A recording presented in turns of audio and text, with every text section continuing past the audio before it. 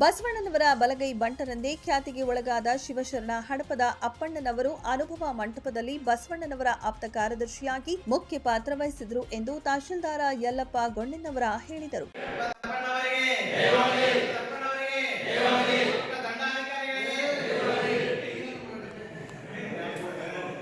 ಪಟ್ಟಣದ ತಹಶೀಲ್ದಾರ ಕಾರ್ಯಾಲಯದಲ್ಲಿ ತಾಲೂಕು ಆಡಳಿತದ ವತಿಯಿಂದ ಹಮ್ಮಿಕೊಂಡ ಶರಣ ಹಡಪದ ಅಪ್ಪಣ್ಣನವರ ಜಯಂತಿ ಕಾರ್ಯಕ್ರಮದ ಅಧ್ಯಕ್ಷತೆ ವಹಿಸಿ ಮಾತನಾಡಿದ ಅವರು, ಪ್ರಜಾಪ್ರಭುತ್ವದ ತಳಹದಿ ಮೂಲವನ್ನ 12ನೇ ಶತಮಾನದಲ್ಲಿ ಅನುಭವ ಮಂಟಪದಲ್ಲಿ ಕಾಣಬಹುದಾಗಿದೆ. 800 ವರ್ಷಗಳ ಹಿಂದಿನ ಹಡಪದ ಅಪ್ಪಣ್ಣನವರ ಹೆಸರು ಇಂದು ಸ್ಮರಿಸುವ ಕಾರಣ ಅವರ ಅಂದಿನ ಸಾಧನೆ. ಆದ್ದರಿಂದ ಕಾಯಕನಿಷ್ಠೆಗೆ ಹೆಸರಾದ ಅಪ್ಪಣ್ಣನವರ ಹಾದಿಯಲ್ಲಿ ನಡೆಯೋಣ ಎಂದರು. ಕ್ಷೇತ್ರ ಶಿಕ್ಷಣಾಧಿಕಾರಿ ಎಂಬಿ ಅಂಬಿಗೇರ ಮಾತನಾಡಿ, ಶರಣರ ನಿಷ್ಠೆಯ ಕಾಯಕ ಒಂದೇ, ಮಾಡುವ ಕಾಯಕ ನಿಷ್ಠೆ ಇರಲಿ, ಕಾಯಕದಲ್ಲಿ ದೇವರನ್ನ ಕಾಣಿ ಎಂಬ ಸಂದೇಶವನ್ನ ನೀಡಿದ್ದಾರೆ. ತಾಲೂಕಿನ ಎಲ್ಲಾ ಶಾಲೆಗಳಲ್ಲಿ ಮೌಲ್ಯಗಳ ಕುಸಿತ ಆಗುತ್ತಿರುವ ಇಂದಿನ ಸಂದರ್ಭದಲ್ಲಿ ಶರಣರ ಕುರಿತು ಪ್ರಬಂಧ ಸ್ಪರ್ಧೆ ಸೇರಿದಂತೆ ವಿವಿಧ ಸ್ಪರ್ಧೆಗಳನ್ನು ಏರ್ಪಡಿಸಲಾಗಿದೆ. ಅದರಲ್ಲಿ ಪ್ರಥಮ ಬಂದ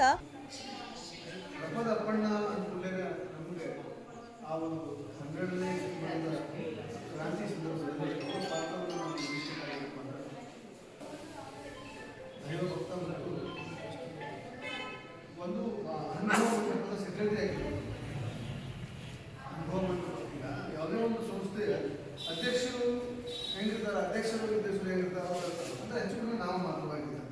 ಅದರ ಸಂಪೂರ್ಣ ಜವಾಬ್ದಾರಿ ವಹಿಸಿಕೊಳ್ಳುವಂಥವ್ರು ಸೆಕ್ರೆಟರಿ ಆಗಿರ್ತಾರೆ. ವಿದ್ಯಾರ್ಥಿಗಳಿಗೆ ಗೌರವಿಸುವ ಕಾರ್ಯ ಮಾಡಲಾಗುತ್ತಿದೆ ಎಂದರು.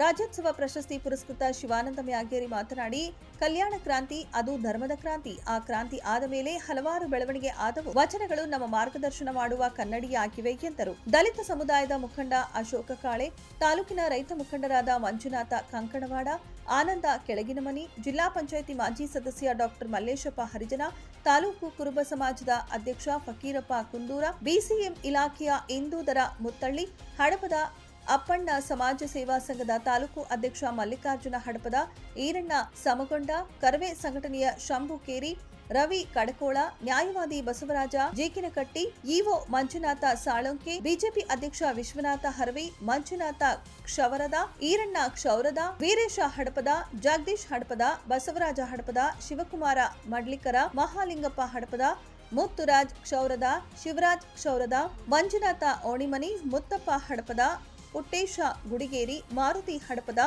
ವಸಂತ ಹಡಪದ, ಮಲ್ಲಪ್ಪ ಹಡಪದ, ಬಸವರಾಜ ಹಡಪದ, ಶಿವಣ್ಣ ಹಡಪದ ಸೇರಿದಂತೆ ಹಡಪದ ಸಮುದಾಯದವರು ಇದ್ದರು. Suresh Ayyaligara, 9 live news, Shiggavi.